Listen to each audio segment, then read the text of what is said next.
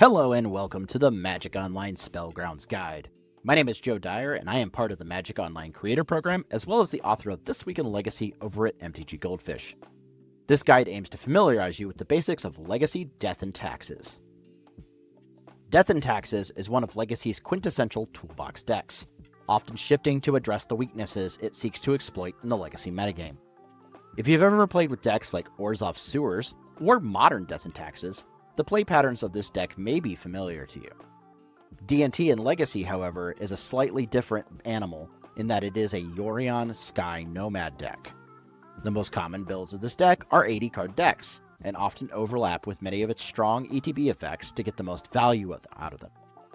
Recruiter of the Guard is a central card in this deck, since it allows the deck to search up some of the most important cards the deck wants to put into play.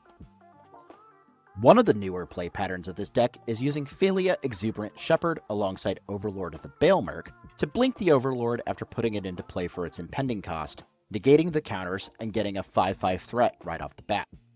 Phalia can also blink strong threats like White Orchid Phantom, Solitude, and of course, Recruiter of the Guard. It's also important to not discount how good Yorion is for this deck.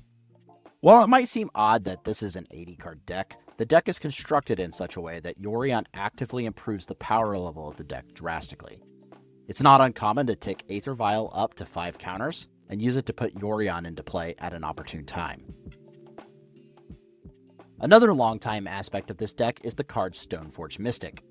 The equipment suite that Stoneforge can get, however, has changed a lot over time as newer equipment like Phantom Blade and pre-war Formal Wear have appeared, allowing the deck to accrue massive value with Enters the Battlefield triggers.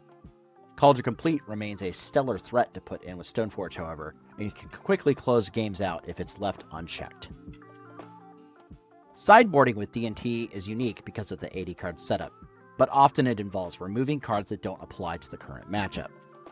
Wrath of the Skies is great at stopping mirror matches and red stompy threats, while Path to Exile is great at exploiting the fact that many decks in Legacy play very few basics. These are just a few examples of how you can sideboard with this deck. Thank you for watching this edition of the Magic Online Spellgrounds Guides. I hope that you enjoy playing Legacy on Magic Spellgrounds, and keep checking out all the great content provided by the Magic Online team. Once again, my name is Joe Dyer, and have a great day.